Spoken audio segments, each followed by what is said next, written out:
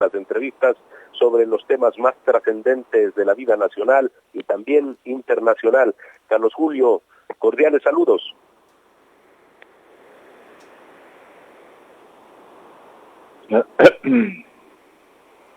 Parece que tenemos alguna dificultad. Carlos Julio, bueno, yo creo que hoy tenemos que conversar acerca de lo que está sucediendo dentro del gobierno ecuatoriano cuando expresa que están trabajando en la consecución de recursos, 650 millones del Fondo Monetario Internacional, ayer ha aprobado el Banco Mundial 500 millones más 300 de la CAP, están hablando de 1.440 millones de dólares que entrarían en poquísimo tiempo hacia el gobierno ecuatoriano. Lo anunció el presidente de la República ayer, pero hoy en la mañana ratificó el ministro de Finanzas Richard Martínez. Él dice que están trabajando en todas las opciones para poder captar esos recursos en el exterior, que igualmente están en la búsqueda de dinero en China, por supuesto pensando en recursos que provengan con bajo interés, a diferencia de los anteriores, que son sumamente onerosos y algunos de ellos que hay que pagar con petróleo. Eso sería lo fundamental y debería merecer algunos comentarios, Carlos Julio. Fernando, recién acabo de escuchar que estás conectado. Primero, buenos días. Sí me gustaría comentar contigo algunos temas de carácter económico y de carácter sanitario por la crisis que está viviendo el Ecuador. ¿Cuál es tu apreciación para iniciar esta conversación?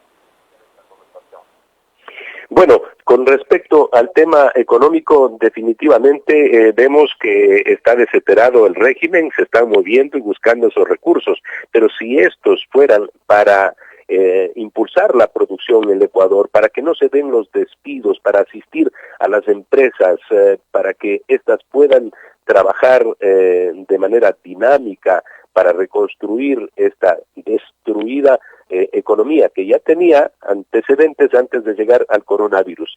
Si fuera para eso sería excelente y se estaría generando esperanza en las personas, pero si es para simplemente cubrir ese nivel de sueldos en el Estado ecuatoriano que demanda más o menos $1.000 millones cada mes, entonces no va a servir de nada aquello. Ese sería mi primer comentario. Y sobre lo otro, pues, Guayaquil sigue en semáforo en rojo, lo dijo ayer la alcaldesa, según los diálogos con el COE, se quedan hasta el 25 de mayo dentro de semáforo rojo, cuando hay muchas empresarios que están planteando el reactivar ya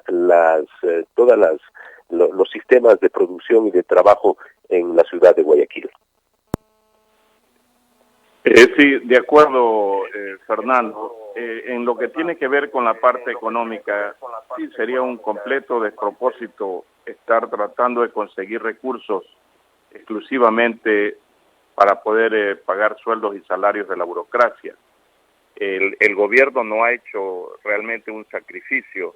Hemos visto que otros gobiernos de América Latina, y voy a citar el caso del Uruguay, cuyo presidente decidió hace ya un par de semanas suspender toda la cuota política del servicio exterior uruguayo. Aquí en el Ecuador tenemos ejemplos clarísimos de cómo se despilfarran los recursos a través de cuotas políticas. El señor presidente, padre de una legisladora, embajador en Cuba, padre del secretario de la presidencia, embajador en España, hermanos del señor José Serrano en cargos consulares en Europa, y la lista es larga, pero el presidente no quiere hacer absolutamente nada sobre esto, y seguimos despilfarrando, gastando escasos recursos, porque actualmente los recursos en el Ecuador definitivamente son escasos, en pagar a la burocracia, que también es esta burocracia internacional. Y adicionalmente, Fernando, hay la noticia que hay que comprobarla, que durante el mes de marzo el ministro de Finanzas no solo pagó 325 millones de dólares, que ya se conoce que pagó por concepto la deuda externa, sino que habría pagado 791 millones de dólares. Cuando los recursos son escasos para atender la pandemia, la enorme crisis sanitaria, sí, pues es otro error garrafal estar sirviendo la deuda externa cuando otros países no lo están haciendo, Fernando. Se ha dicho que se debe buscar, por ejemplo, en la Reserva Federal de los Estados Unidos, ahí también recursos, pero el señor Richard Martínez dijo que nosotros no calificamos como sí lo ha hecho Brasil y Colombia, que ha logrado esos recursos de la Reserva Federal, pero que el Ecuador no puede ser, no puede entrar, digamos, a esa fuente de dinero, y van a seguir buscando créditos en China. ¿Tú crees que se puede conseguir en mejores condiciones cuando esa gran deuda, abultada deuda que tenemos con los chinos, es sumamente cara? ¿Por qué ahora nos darían una deuda con una tasa muy baja, Carlos Julio? ¿Será factible? Bueno, la realidad es que China a otros países sí les dio créditos con tasas más bajas. Me viene a la mente el caso de Bolivia y me parece que Honduras también.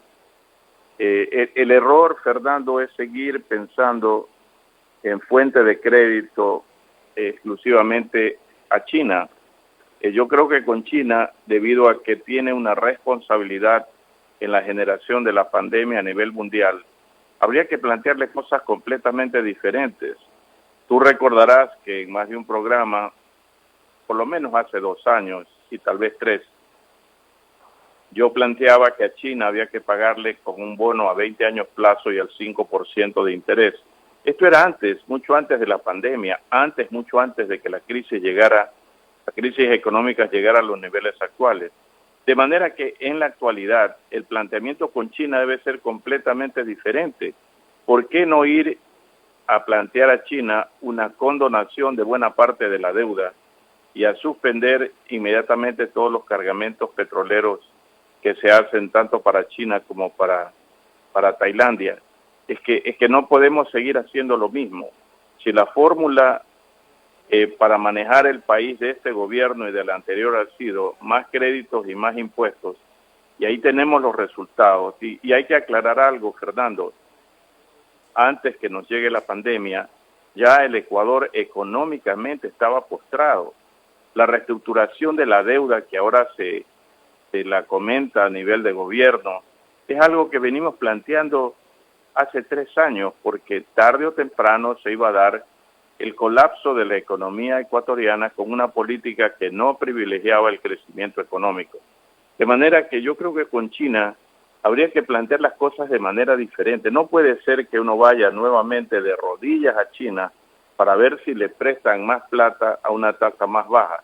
Lo que habría que hacer es un replanteamiento general de la relación con China en estos momentos en que China está en el ojo del huracán por ser responsable de la pandemia, ya sea porque desde algún laboratorio en China se manipuló el virus, hubo un descuido y el virus se escapó, se salió y comenzó la pandemia a nivel mundial, o porque a sabiendas de que la pandemia o de que el virus era mortal, China no alertó a tiempo al resto del mundo para que se preparara. En cualquiera de los dos casos hay responsabilidad de China y así lo señalan expertos a nivel mundial.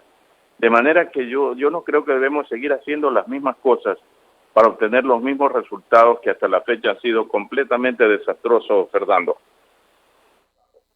En otros momentos comentamos la importancia que tiene esa relación con la que ahora China mantiene, por ejemplo, con el Fondo Monetario Internacional.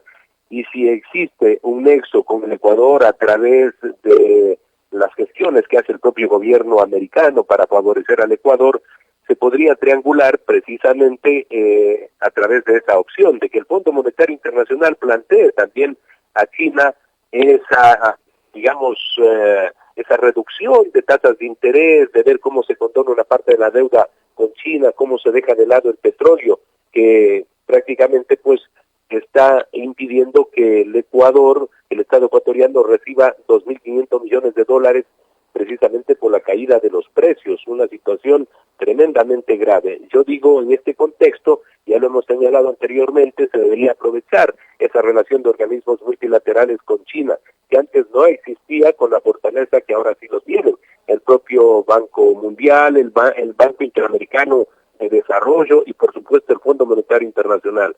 Se puede insistir en esto de que a través de estos organismos se logre ablandar a los chinos para que se compadezcan de nosotros, sabiendo además que esos créditos tenían una fuerte relación ideológica durante los 10 años del Correato. Bueno, claro, Fernando, que se puede hacer ese planteamiento cuando uno tiene pues un equipo económico que sabe lo que hay que hacer. La impresión que yo tengo desde hace tiempo es que el país ha estado sin equipo económico, un poco a la deriva, simplemente receptando las cosas como vienen del exterior, y no ha tenido una acción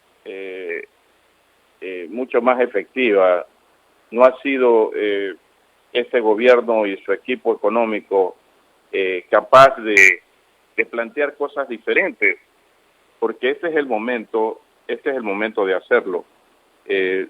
Como en alguna vez hemos conversado, de los 10.200 millones de dólares que Ecuador obtuvo a través de líneas de crédito con los organismos financieros internacionales el año anterior, deben quedar unos 7.000 por desembolsar.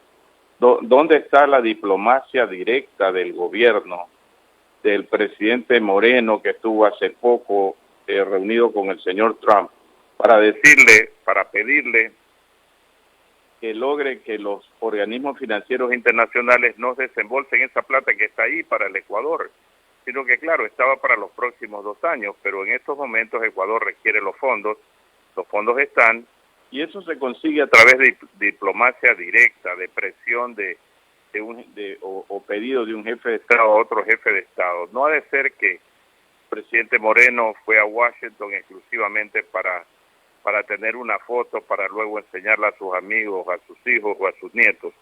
Este es el momento de aplicar, repito, la diplomacia directa. No hay que pensar solamente en China, eso es lo que a mí me molesta, porque la relación con China ha sido nefasta para el Ecuador y nefasta para muchos países del mundo. Hemos visto como en países africanos China ha adoptado exactamente la misma política de dar créditos a tasas altas, plazos cortos, y luego los países que no pueden pagarse se ven obligados a entregarle activos a China, terrenos, yacimientos mineros, etcétera. Estamos nosotros de repente cayendo en la misma trampa que China le ha tendido a otros países. Por eso yo no soy partidario de seguir esa relación con China, más bien de cortarla y de alguna manera zanjar la relación crediticia que tenemos con ellos, Fernando. Sí, y por otro lado también debemos insistir lo que habíamos dicho ya en nuestro programa desde hace muchos años atrás, una verdadera lucha contra la corrupción, la creación de una similar plataforma para lograr rebajar los índices de corrupción y por supuesto de impunidad, como la CICIG, esta comisión que operó en Guatemala. En estos momentos hemos escuchado al señor embajador Fitzpatrick, embajador de los Estados Unidos, decir que están contribuyendo, que están trabajando a través de los fiscales para detener, para confiscar, detener a los corruptos que han hecho negocios y que se encuentran en Estados Unidos, que se han llevado el dinero a Estados Unidos, fruto precisamente de las coimas, estimando a empresas ecuatorianas. Ha dicho que van a devolver ese dinero al Ecuador, que ese es el empeño en el que están las autoridades norteamericanas. Pero qué lástima decir que allá actúa la justicia y están presos varios corruptos, se les ha quitado los bienes, pero que estas mismas personas que están por hechos relacionados con el Ecuador dentro del país, en cambio, no tienen juicio alguno, no están procesados y en algunos casos ni siquiera investigados. Eso es tremendo, eso es grave, cuando puede haber una fuente de ingresos precisamente de estos dineros robados por los corruptos. Ese es el gran anuncio que hizo el señor embajador. Y nosotros acá no hemos recuperado absolutamente nada. Y sabemos que se han robado la plata, como ahora se desmantela con el negocio de las medicinas, pero que las mismas personas estaban también metidas con aquel contrato, por ejemplo, de $1.700.000 para que el señor pianista Di Blasio dé unas charlas en sectores deprimidos de Guayaquil sobre drogas, contrataciones hechas por el ex gobernador, el señor Rolando Panchana. Vuelve a la palestra esto, pero ya prácticamente nos habíamos olvidado. Y el $1.700.000, entonces hay formas de poder recaudar recursos en momentos de desesperación como el actual, Carlos Julio. Definitivamente, Fernando, el gobierno es responsable, ya tiene 3 años en funciones, no es que recién comienza. En varios programas, tanto tú como yo y otras personas han venido reclamándole al gobierno que ponga en vigencia una comisión anticorrupción, como prometió en campaña, y hemos visto cómo la corrupción, inclusive en estos momentos de desesperación en el Ecuador, está presente. Y también exigíamos la recuperación de los dineros robados. No puede ser, Fernando, habiendo empresas especializadas en el mundo para rastrear dineros robados, este gobierno, el señor Moreno, no haya querido hacer absolutamente nada al respecto. Pasa el tiempo, han pasado 3 años, seguramente muchos de esos fondos han cambiado de manos y a futuro un nuevo gobierno le será mucho más difícil recuperar esos dineros. De manera que hay que decir las cosas como son. Este gobierno es responsable de no haber querido combatir la corrupción, inclusive ahora, en estos días. Las páginas de los diarios están llenos de hechos delictivos, de fundas plásticas que resultan más caras que ataúdes, sobreprecios en mascarillas, sobreprecios en absolutamente todo. Estamos hablando de ahora. Este gobierno no ha hecho nada efectivo para combatir la corrupción. Y en segundo lugar, no ha hecho nada para recuperar los dineros robados que hoy nos servirían. Definitivamente hay que responsabilizar al gobierno, no hay que darle vueltas al asunto.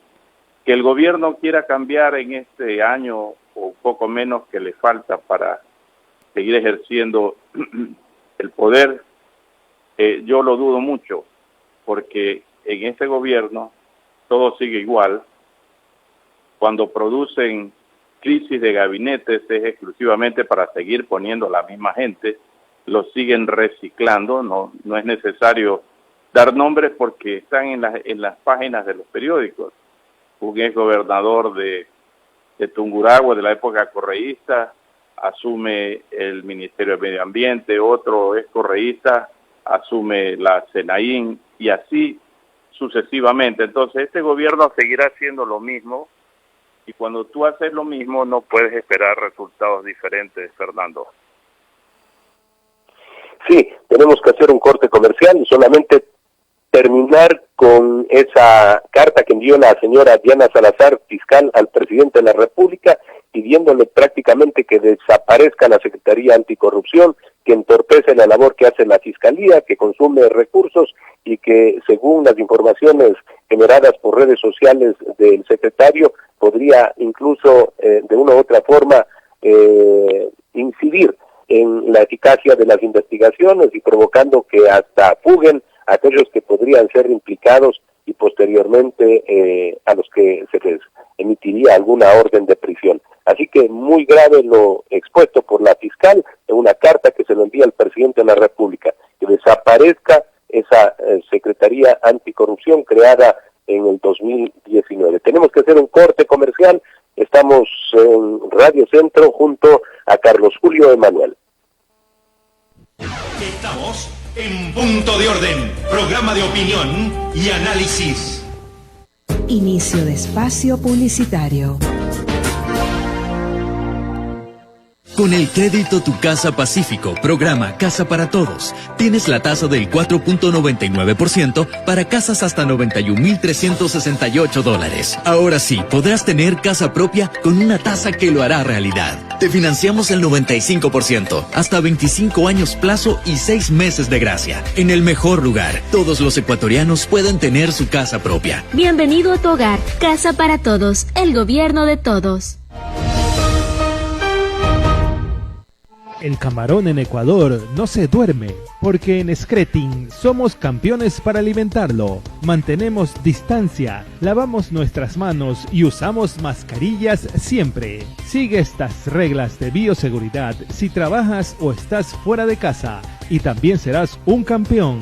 Scretin, alimentamos millones. Tu app mejorada de Interagua viene con nuevas funciones y mejores servicios. Desde ahora podrás tener el control de tus consumos, pagar en línea, conocer lo que pasa en tu sector, informarte de las programaciones de trabajos, chatear con asesores en línea y mucho más. Mantén el control del agua con la aplicación de Interagua desde cualquier dispositivo las 24 horas del día. Descárgala. Disponible para Android e iOS. Interagua, siempre contigo. ¿Sabes todo lo que puedes hacer con la aplicación Onboard BDP de Banco del Pacífico desde tu celular y sin tener que ir a ningún lado? Con unos cuantos clics puedes abrir una cuenta de ahorros, solicitar una tarjeta de crédito Pacificard y realizar una inversión. Descarga Onboard BDP en Apple Store o Google Play. Recuerda, cuentas con tu banco para hacerlo todo desde la tranquilidad y seguridad de tu hogar. Tu banco, tu casa. Banco del Pacífico. Innovando desde 1972. Más información en bancodelpacifico.com. Scretin alimenta con disciplina a la industria camaronera. Mantener distancia entre compañeros, lavar tus manos frecuentemente y usar mascarilla siempre es lo que te hará campeón a la hora de producir. Scretin, alimentamos millones. Tu app mejorada de Interagua viene con nuevas funciones y mejores servicios. Desde ahora podrás tener el control de tus consumos, pagar en línea, conocer lo que pasa en tu sector, informarte de las programaciones de trabajos, chatear con asesores en línea y mucho más. Mantén el control del agua con la aplicación de Interagua desde cualquier dispositivo las 24 horas del día. Descárgala. Disponible para Android e iOS. Interagua, siempre contigo. En momentos como estos, necesitamos estar conectados con quienes más queremos. Claro lo sabe, y por eso te brinda el doble de gigas en sus paquetes de $3 y $5. Lo mejor, puedes activarlos para ti o para quien no pueda hacerlo, ingresando en claro.com.es. Quédate en casa, conectado a tu mundo con Claro. San Borondón incentiva a la construcción bajando impuestos. En sesión de consejo, presidido por el alcalde Juan José Yunes, se resolvió hacer una reforma a la ordenanza por la cual se establece el cobro de la tasa retributiva por servicios técnicos, administrativos y similares, haciendo una rebaja en las tarifas por trámites de propiedades horizontales, fusiones, divisiones, rediseño de urbanización, determinación de línea de fábrica, linderos y mensuras y rectificación de linderos. Con estas medidas adoptadas, lo que se busca es reactivar el sector de la construcción, que es uno de los pilares fundamentales de la economía del cantón. De esta forma, lograr que los inversionistas apuesten por San Borondón y generar nuevas plazas de trabajo. En San Borondón, trabajamos por ti. Trabajamos junto a ti. Alcaldía de San Borondón. Juan José Yunes, alcalde. Fin de espacio publicitario. Estamos en Punto de Orden, programa de opinión y análisis. Damos la bienvenida al doctor Gustavo Larrea, a quien vamos a entrevistar. Él está en la ciudad de Quito. Buenos días, Gustavo. ¿Cómo está la transmisión? Aló. El volumen no se oye bien, se oye muy bajo. Si me escuchas, Gustavo, no se te escucha bien. Aló, Carlos Julio, no te escucho bien la pregunta, está muy bajo el volumen. Está muy bajo el volumen. Bueno, quería comenzar pidiéndote una apreciación tuya sobre la crisis sanitaria y la crisis económica que afecta al país. A este gobierno, que ya tiene 3 años en funciones, se lo responsabiliza de no haber manejado adecuadamente la crisis sanitaria y ciertamente de no haber tomado medidas en lo económico para generar crecimiento económico antes de la pandemia, que definitivamente cogió al Ecuador en una situación de postración económica. ¿Qué podrías decir al respecto, Gustavo? Un gusto, Carlos Julio. Creo que la situación general del país, de América Latina y del mundo es muy compleja. Enfrentamos una crisis sanitaria sin precedentes en la historia de la humanidad, una crisis económica y una crisis social.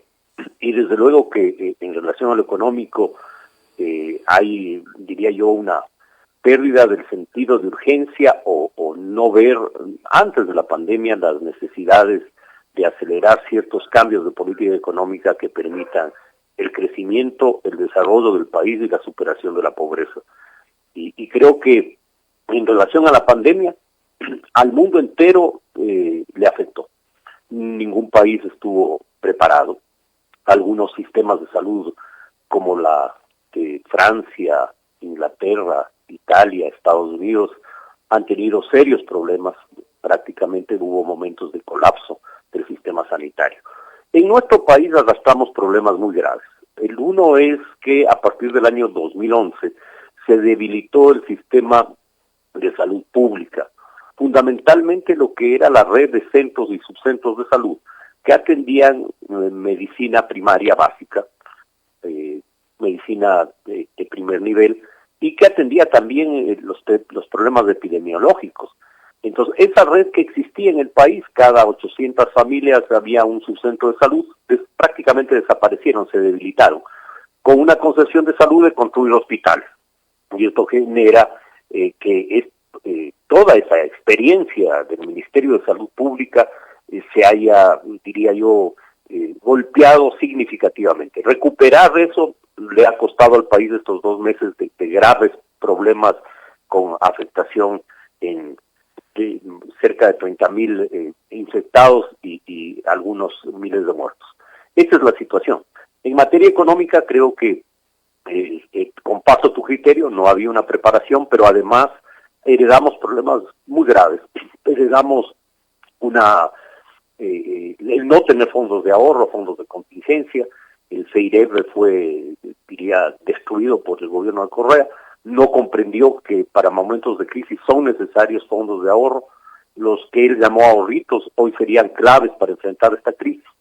Pero la economía del país ya venía en crisis antes de la pandemia y lo que hace la pandemia es profundizar la crisis económica y social. Estamos completamente de acuerdo, Gustavo. La crisis económica ya existía antes de la pandemia.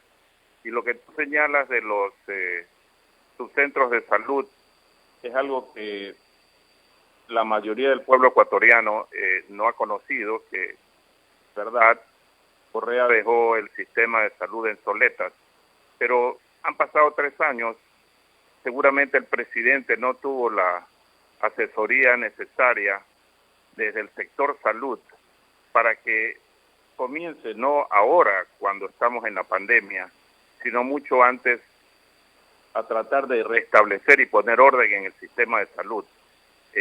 Uno de los errores que se da a veces es escoger funcionarios que no son capaces, o funcionarios que son producto de cuotas políticas, que no asesoran debidamente al gobierno, en este caso al presidente de la República. Estoy seguro que lo que tú estás señalando, que es verdad que Correa dejó en soletas al sistema de salud y que durante 3 años, poco o nada, ha hecho el gobierno, porque seguramente, repito, no fue informado el presidente, es algo grave. En todo caso, la pandemia nos coge en una situación de total debilitamiento del sector de salud. Y en materia de económica, Gustavo, el gobierno ha planteado a la Asamblea 2 proyectos que básicamente son, uno de ellos es para aumentar impuestos en momentos como los actuales, cuando si el ministro de Economía aprendiera de lo que están haciendo otros países, vería que esa no es la fórmula para enfrentar los problemas económicos que tiene el Ecuador actualmente.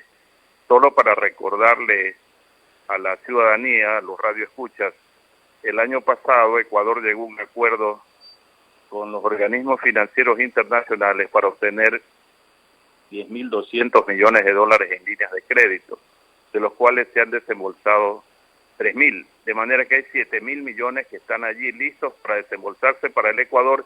Si es que existiera una diplomacia directa, el presidente del Ecuador llamara al presidente de los Estados Unidos, el ministro de Economía estuviera buscando fórmulas que otros países están consiguiendo. Y termino con una comparación. Mientras que el Fondo Monetario nos ha entregado para ayuda en esta pandemia alrededor de 700 millones de dólares, a Colombia le han dado 10.000 millones. Entonces, sí falta un accionar más efectivo por parte del sector de la economía, Gustavo. Creo que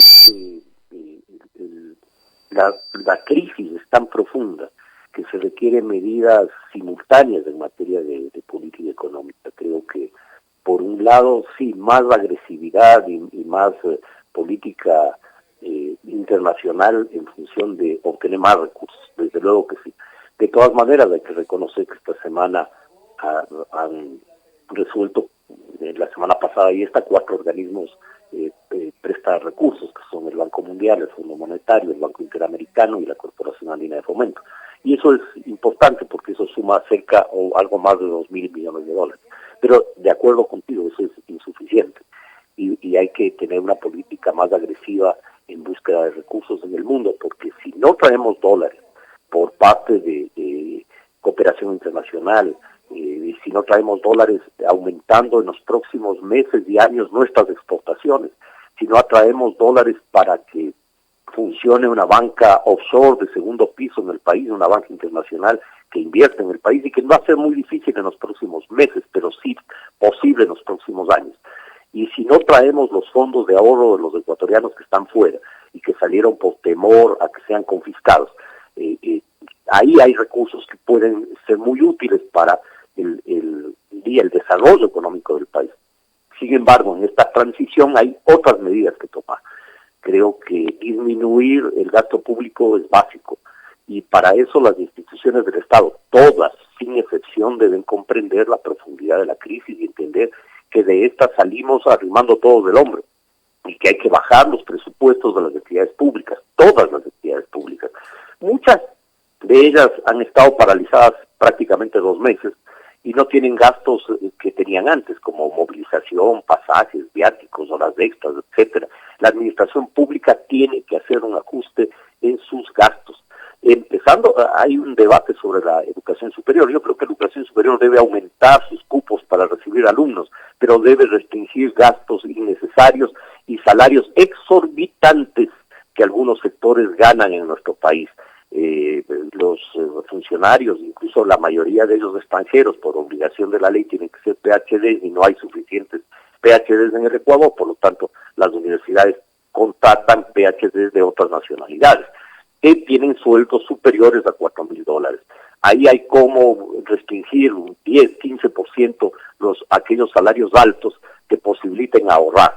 Creo que ahí es necesario un ahorro. El gobierno ha planteado entre un 10 y un 15%, yo creo que incluso podría ser de más, de 20, 22%, que permita bajar el monto del presupuesto liberar recursos para apoyar precisamente al sector productivo. En este momento, si no hay un apoyo al sector productivo, especialmente a las pymes, vamos a tener decenas de miles de trabajadores sin empleo en las próximas semanas. Ya tenemos decenas de miles, puede llegar a ser cientos de miles, esa es la realidad. Hay países que han tenido recursos para apoyar a las empresas con fondos para que puedan pagar parte de la nómina de sus trabajadores y mantener fuentes de trabajo. El Ecuador no puede darse esa política porque no tiene ahorros para hacerlo, pero esas son políticas que deben ser implementadas. Atraer inversión, atraer crédito en función de fortalecer el aparato productivo, crédito barato y de largo plazo que nos permita la recuperación de las empresas que entraron en esta cuarentena económica también.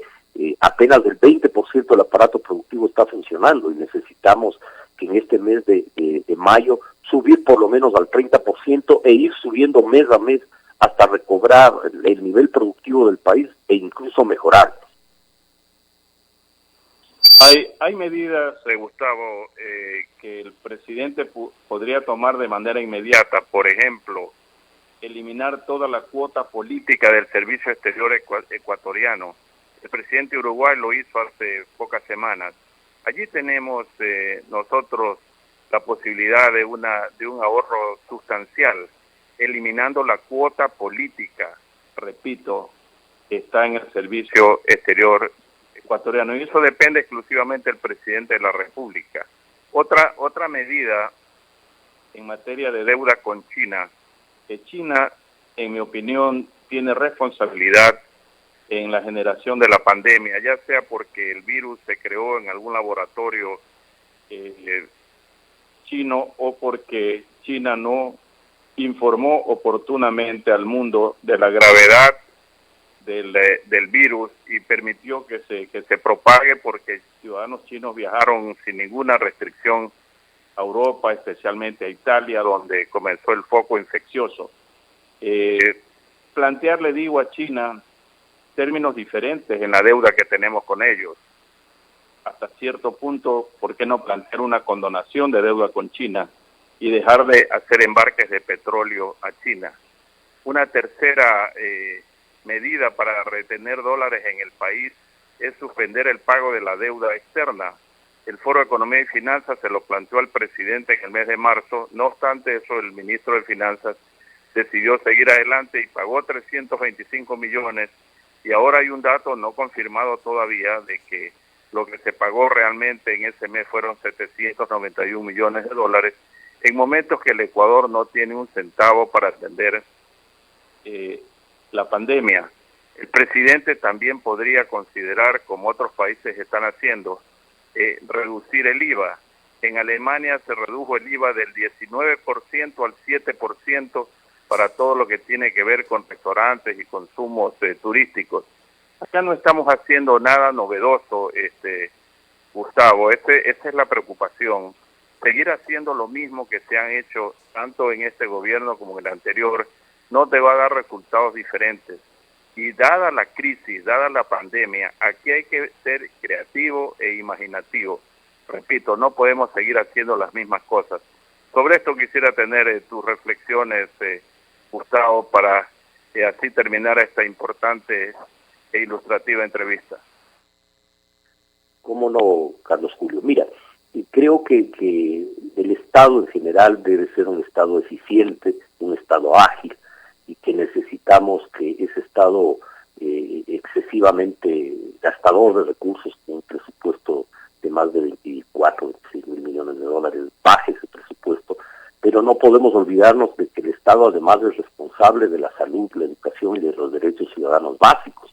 Las libertades, la educación, la salud son derechos y por lo tanto es importante que el Estado sea eficiente en el manejo de la salud y la educación, incorporando una educación para mejorar las condiciones de vida de nuestro país, para hacer salud preventiva, para mejorar la productividad, para mejorar la construcción de ciudadanía.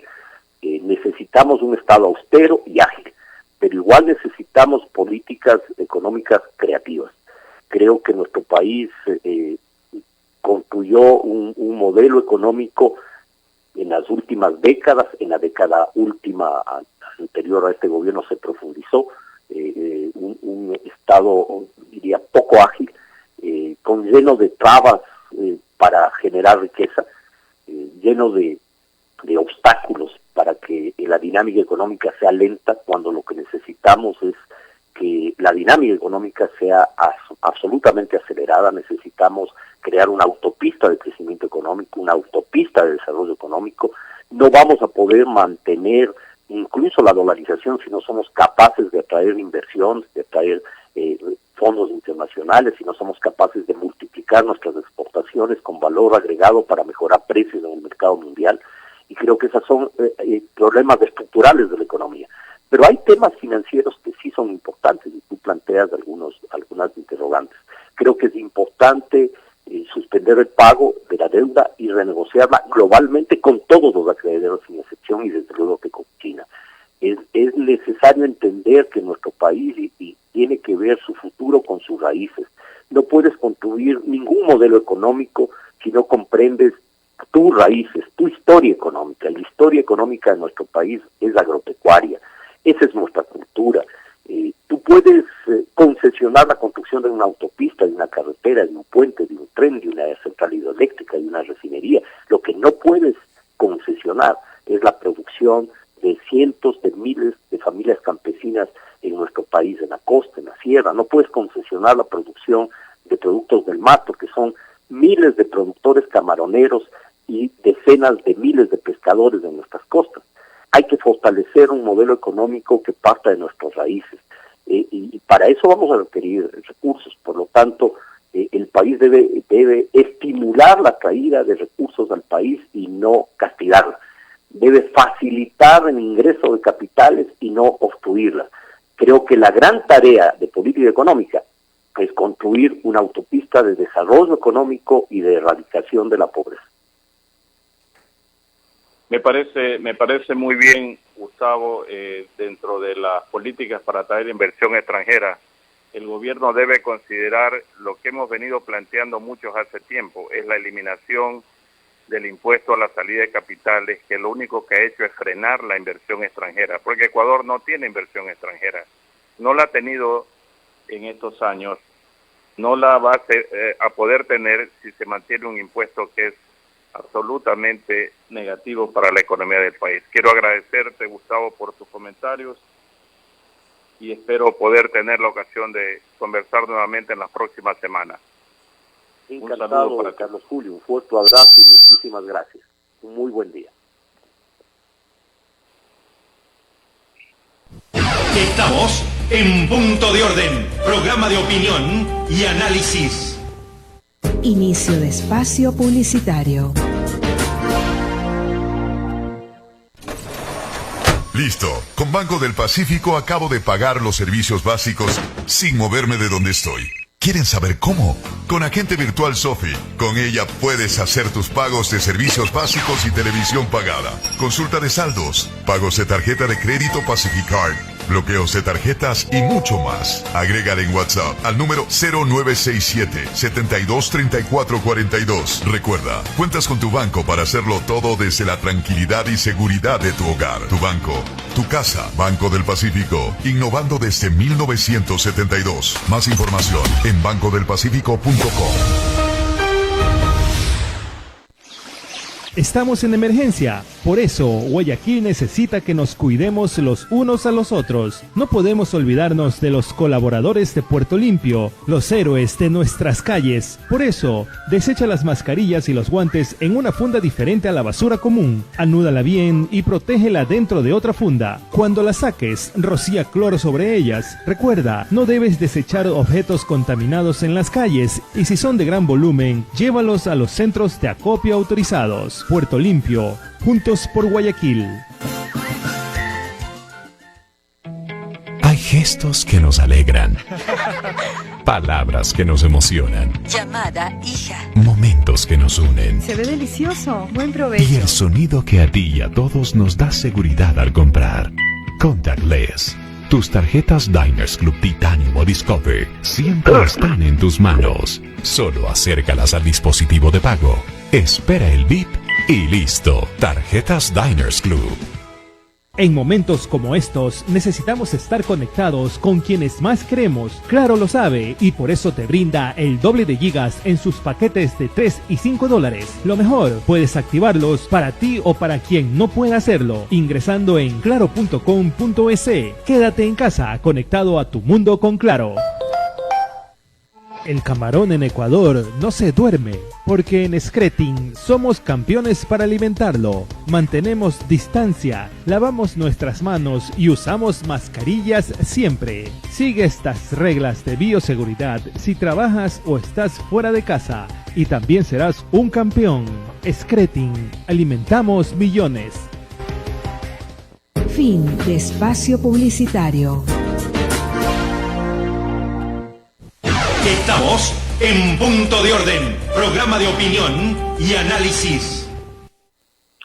Bien amigos, ahora vamos a dialogar con el economista Omar Maluk. Muy buenos días, Omar. El 33% de los guayaquileños tuvieron virus, el 14,8% lo ha superado. Esa es la situación en nuestra ciudad y es por esto que la señora alcaldesa señaló ayer que luego de dialogar con el COE cantonal, por supuesto, se va a tener el semáforo en rojo hasta el 25 de mayo. Tú habías hecho en días pasados, fue publicado en Diario del Universo, un mapeo prácticamente de los sectores de contagio. Con estos resultados que ha obtenido el municipio, ¿qué es lo que podrías señalar tú? Gracias, Fernando. Bueno, primeramente considero que la muestra que ha tomado el municipio es muy pequeña, de 1.500 personas, tiene un margen de error alto del 3,5%, y si estiman que los contagiados son el 3,3%, entonces restando o sumando el error no podría dar 0. Es decir, la estimación que están haciendo no es una estimación robusta ni estadísticamente fiable. Entonces, pienso de que las proporciones, de la forma que han distribuido ellos, los supuestos sintomáticos, asintomáticos, tempranos o tardíos, lo han hecho en función de los datos históricos y tampoco procede esa forma de asignación. Creo que se están tomando demasiado tiempo para salir al semáforo amarillo y deberíamos estar saliendo ya porque casos nuevos en Guayaquil prácticamente son muy pocos o casi no hay ya. Bueno, la alcaldesa dice nuestra preocupación central es cuidar al 67,3% de la población que no se ha contaminado. Esto es lo que dice la señora alcaldesa. Claro, pero sucede que si estamos aislados, no nos vamos a contaminar y seguiremos ese 63% aquí para toda la vida, pues. Es decir, ¿qué está esperando la señora alcaldesa? Que aumenten los contagiados para podernos sacar a la calle. Lo que pasa es que la alcaldesa dice todo esto de mantener el semáforo en rojo para que no sean víctimas precisamente del contagio del coronavirus. Ella pero si buscando, por supuesto, la seguridad en la salud de los ecuatorianos, en este caso de los guayaquileños. Claro, todos estamos preocupados por la salud de los guayaquileños, pero ponen 14 días a partir del 1 de mayo, 14 días para que las personas sean inmunes, o sea que ya se pasen los 14 días del contagio supuesto, porque no es un contagio de toda la ciudad. Ellos han medido anticuerpos en personas que no pueden determinar si los anticuerpos fueron de la semana que corre o fueron de hace 15 días. No lo pueden determinar. Están asumiendo que ese porcentaje se enfermó la última semana. Entonces, esa consideración en base a 14 días más sería el 15 de mayo, porque la encuesta se terminó el 1 de mayo, pero mandan hasta el 24. Entonces, se toma una semana más del supuesto básico. Supuesto básico que yo no lo comparto, porque yo pienso que ese 3,3% que estiman no se dio la última semana de abril y comienzo de mayo, porque si fuera así, esa cantidad enorme de personas estuvieran en los hospitales o estuvieran en las consultas, y no ha sido así el caso, porque los últimos datos de contagiados para la ciudad de Guayaquil, según el COE y según el Ministerio de Salud, fueron el 1 de mayo, una persona.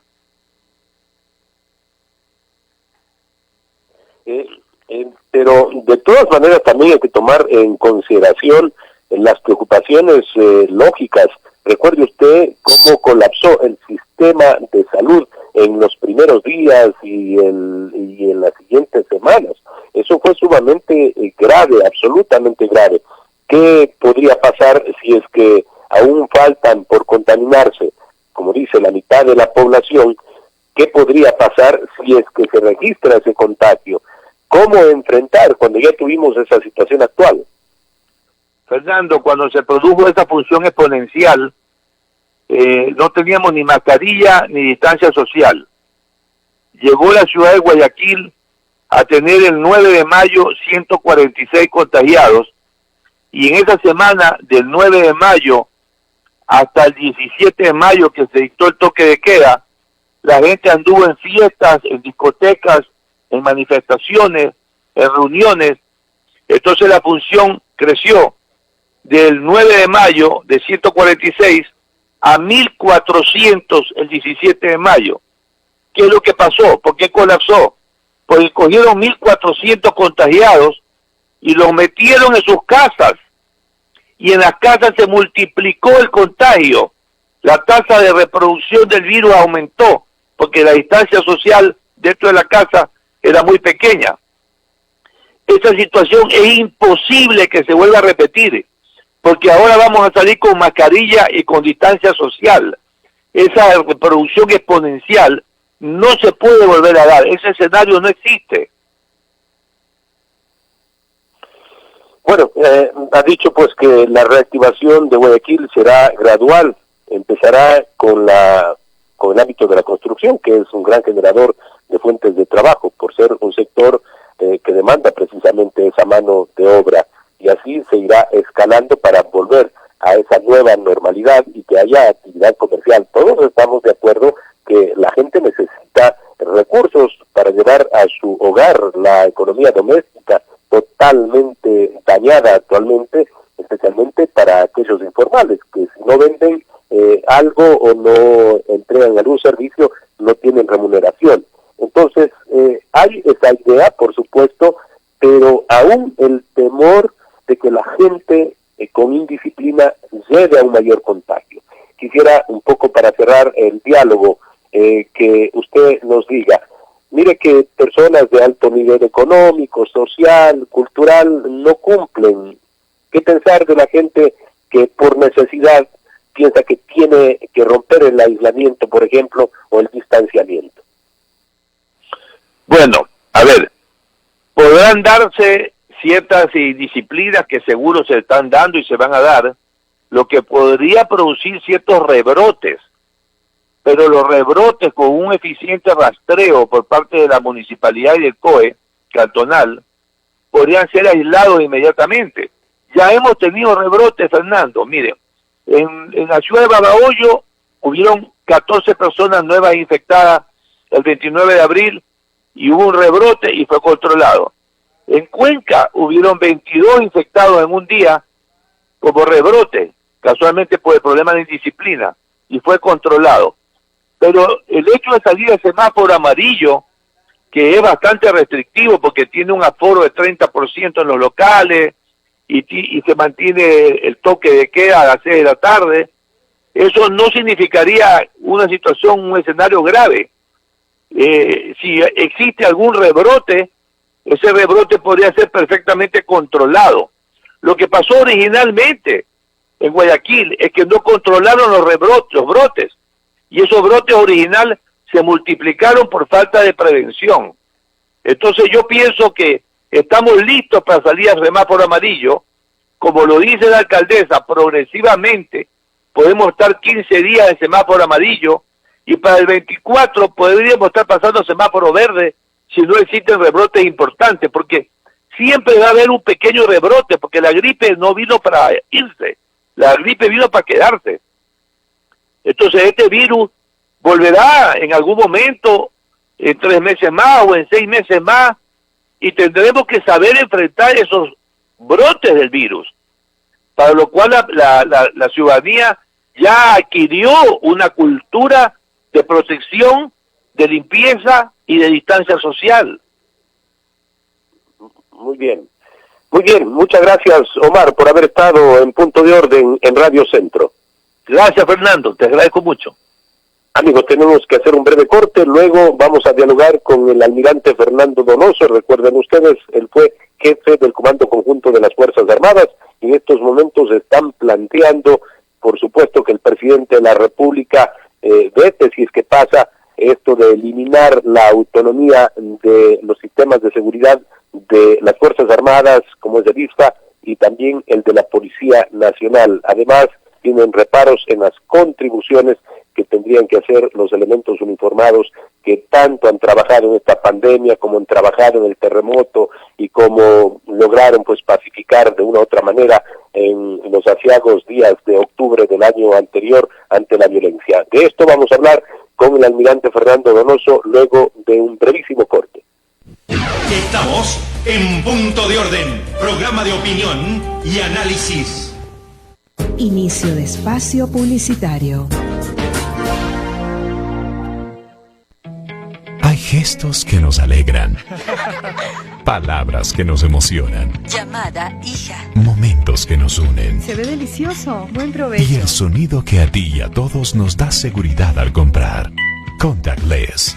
Tus tarjetas Diners Club Titanium o Discover siempre están en tus manos. Solo acércalas al dispositivo de pago, espera el bip y listo. Tarjetas Diners Club.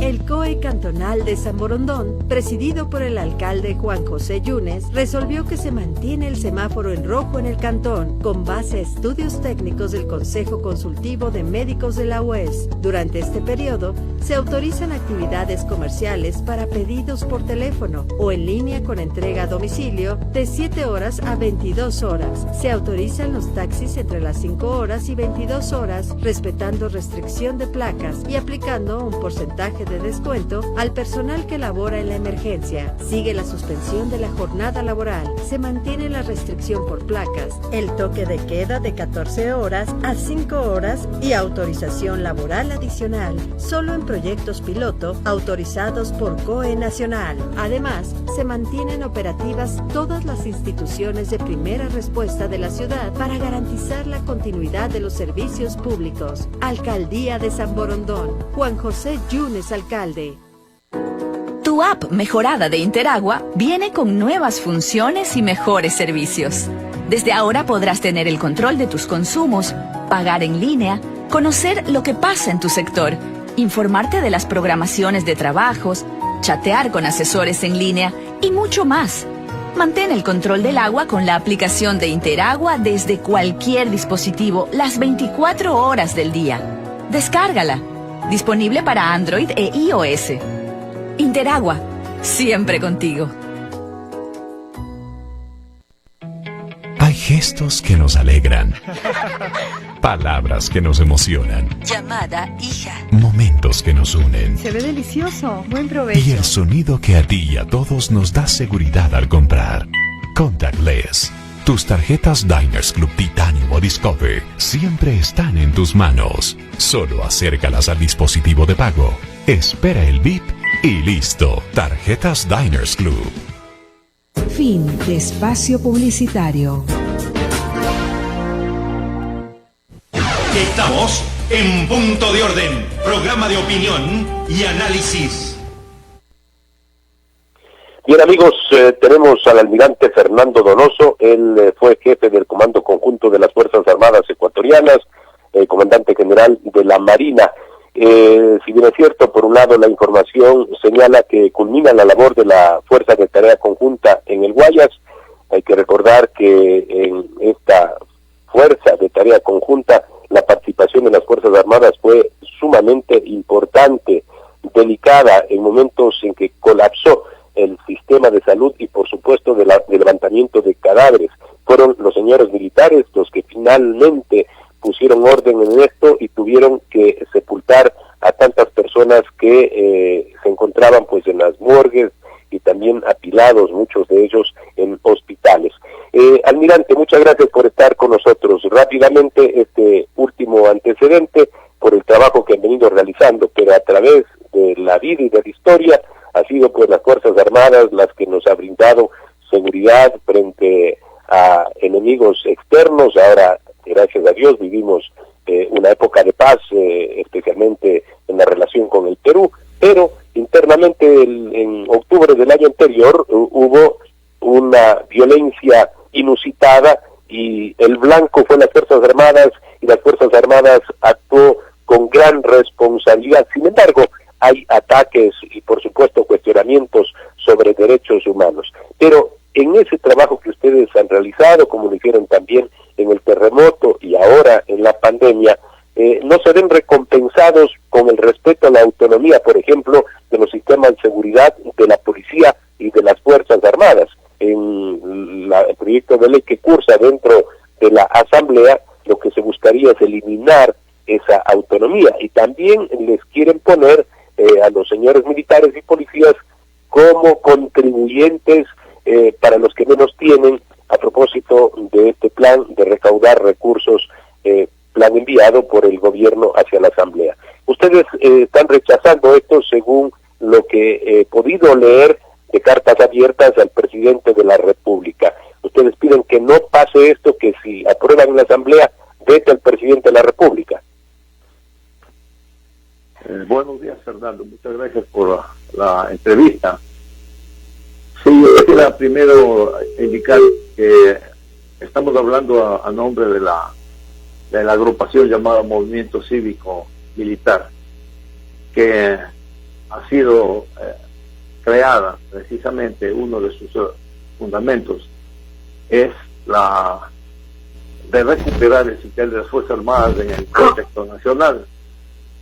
Fuerzas Armadas que fueron atropelladas brutalmente en los 10 años del correísmo, en donde se abusó del poder político para hacer reformas legales que afectan la estructura del Instituto Ecuatoriano, del Instituto de Seguridad Social de las Fuerzas Armadas. Ese abuso es el que nosotros estamos tratando de reparar, y ahora vemos que en este nuevo proyecto de ley vuelven nuevamente a insistir en temas que por 2 ocasiones el presidente de la República ha dicho que se trata de simples errores de imprenta. Entonces, primero queremos indicarles que estamos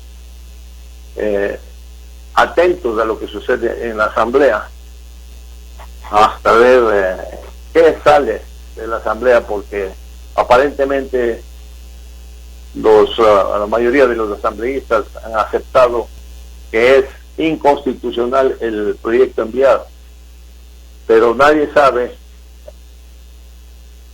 si lo que entra a la discusión finalmente termina en buenos términos o cambia completamente. Entonces vendría el paso de la ley hacia el presidente de la República para su promulgación oficial. En ese paso entonces tendríamos que seguir, en el caso de que se vuelva a insistir en la afectación tanto a la autonomía del ISFA como a la posibilidad de los descuentos para las Fuerzas Armadas, para las contribuciones que usted acabó de indicar. En el caso de que se continúe con esa posición, entonces tendremos que acudir hasta el presidente de la República para volverle a insistir que cumpla con su palabra, porque 2 pronunciamientos hechos en público constituye ya una palabra de honor. Entonces tiene que cumplir su palabra de honor. Y si pese a todo la ley se promulga tal como está ahora, entonces nos quedaría el derecho que tenemos a una desobediencia civil, a una resistencia civil, que tendría que ser expresada en muchas formas, tanto en manifestaciones públicas como a través de prensa, radio y televisión, y también con una demanda de inconstitucionalidad de la ley. Ese es el tema, porque no es posible que se trate de maltratar en esa forma a las Fuerzas Armadas, cuando las Fuerzas Armadas son las que han permanecido junto al pueblo en todas las situaciones de emergencia. Recordemos rápidamente, por el tiempo que tenemos, el terremoto del 16 de abril del 2016, en donde la Secretaría Nacional de Gestión de Riesgo, los ministros de Estado que fueron encargados o designados para que dirijan las acciones de los diferentes cantones, fracasaron en su intento y el caos se empezó a apoderar de la provincia. Fueron las Fuerzas Armadas que pusieron orden y estabilizaron la situación. Si no hubiera sido por esa participación activa, el desorden y el caos habría sido lo que imperaba en la provincia. Y así en muchos casos, y el que hizo usted referencia en octubre pasado, Fuerzas Armadas tuvieron una decidida actuación que permitió que el gobierno salga en buenos términos ante esos organismos de derechos humanos que para mí son organismos con informes sesgados, siempre orientados hacia la extrema izquierda y nunca a favor de los ciudadanos de bien, nunca a favor de los que están de los más necesitados. Por ejemplo, ahora en esta pandemia, yo no he escuchado ni un solo pronunciamiento de los organismos de derechos humanos con relación al tratamiento, con relación a los muertos, con relación a la forma como se ha manejado los organismos, y sobre todo con relación a los actos de corrupción, que son crímenes, especialmente cuando se suscitan en momentos de dolor como los de esta emergencia. Entonces,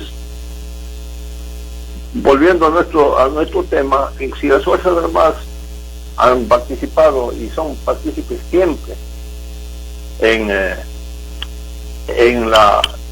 actividades de apoyo a la comunidad, entonces lo mínimo que el Estado puede hacer es apoyar a las Fuerzas Armadas y agradecerles por su participación permanente y sobre todo muy profesional, y evitar ese tipo de leyes que solo afectan a la institución, y sobre todo al ISFA, que es el seguro de vida de los que están ahora en servicio activo, y es el que ahora nos mantiene a los que estamos en servicio pasivo.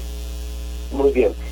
Almirante, dejado que usted desarrolle el discurso muy importante, central, argumentado, claro, en defensa, por supuesto, del sector militar y representando a este grupo cívico-militar de personas que sirvieron las Fuerzas Armadas ecuatorianas y en su caso en los más altos niveles. Definitivamente hay que decir que hay 52.000 miembros de la Policía Nacional activos, 42.000 son miembros de las Fuerzas Armadas ecuatorianas y alrededor de 32.000, 35.000 que están en servicio pasivo de las Fuerzas Armadas. Estamos hablando de una gran cantidad de personas que han entregado su vida por el país, y definitivamente en lo personal y como institución Radio Centro siempre se ha pronunciado a favor del trabajo que ustedes realizan por la nobleza y porque ha sido en defensa antes de la heredad territorial, luego pues en todos estos problemas de catástrofes y también de la violencia de delincuentes que quisieron tomarse el país, haciéndole el juego a esos corruptos de los 10 años del socialismo del siglo XXI. Eso está muy claro, y una vez más, a propósito de esta intervención suya, tengo que manifestarme como periodista. Definitivamente nosotros en el mes de octubre dijimos que habían actuado con profesionalismo y sin embargo, pese a su profesionalismo, lograron por supuesto, neutralizar la violencia. Sin embargo, fueron acusados por los organismos internacionales. Así que en estos momentos, ojalá escuche el presidente de la República el pedido que ustedes hacen para que cumpla simplemente la palabra como usted ya lo ha señalado. Para terminar, almirante, usted habla de resistencia civil. Todos estos mecanismos contemplan la propia Constitución, pero ustedes representan igual a la Fuerza Armada que está activa en sus intereses.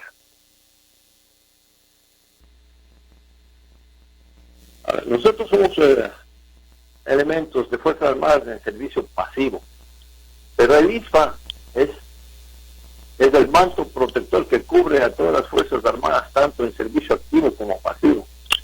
Y nosotros, como movimiento cívico-militar, y como dije hace un momento, nos hemos organizado justamente para defender a las Fuerzas Armadas, porque entendemos que los miembros de Fuerzas Armadas en servicio activo no pueden hablar, no pueden exponer sus criterios, no pueden oponerse a la promulgación de una ley, de un reglamento. Entonces, si ellos no pueden, nosotros, en este caso, amparados en la defensa del ISFA, podemos hablar. Estamos seguros que los miembros de Fuerzas Armadas en servicio activo, tanto oficiales como personal de tropa, van a estar de acuerdo en la defensa de la autonomía del ISFA y en la defensa de todos los derechos que nosotros tenemos o que hemos adquirido en los años que lleva de vigencia esta institución. No puedo hablar a nombre de los militares en servicio activo. Hablo en nombre del grupo, pero estoy seguro porque hay varias organizaciones, asociaciones de generales, almirantes, asociaciones de coroneles, de capitanes de navío, de personal de tropa. Hay muchas de este tipo de organizaciones que todas estamos con un solo objetivo, la defensa del ISFA. Entonces, si defendemos el ISFA, todos los de servicio activo actualmente, algún momento estarán también en el servicio pasivo. O sea, es algo que les afecta, nos afecta y les afecta a ellos también. Por consiguiente, en el pensamiento estarán de acuerdo con nosotros y nos apoyarán en todas las acciones que tomemos en defensa de la institución llamada ISFA. Muy bien, almirante, muchas gracias por haber estado con nosotros en Radio Centro en Punto de Orden para exponer lo que piensan los miembros del servicio pasivo, pero ya ha dicho, el ISFA corresponde a las Fuerzas Armadas ecuatorianas. Muchas gracias, almirante, muy amable. Bien, hemos despedido ya al almirante Fernando Donoso. Está Carlos Julio también con nosotros ya para hacer un cierre del programa del día de hoy en base a lo expresado por nuestros invitados y también por los temas que son de dominio público el día de hoy y que merecen opiniones y comentarios. Carlos Julio, ya en el cierre, algunas palabras.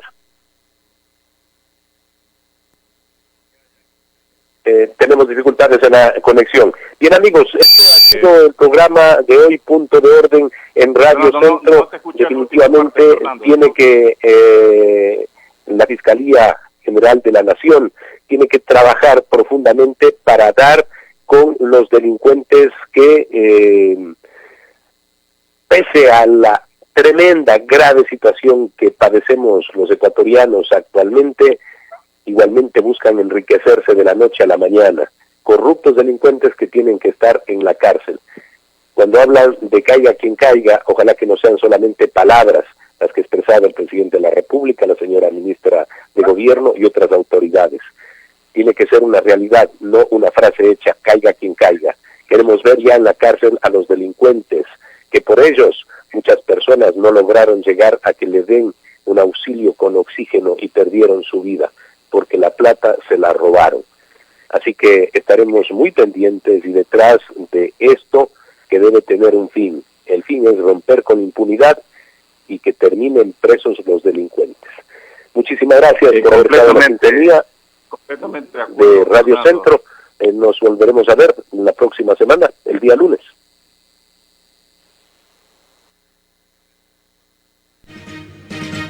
Este es el resumen de noticias a esta hora en El Observador. Banco Mundial aprueba préstamo de libre disponibilidad para Ecuador por 500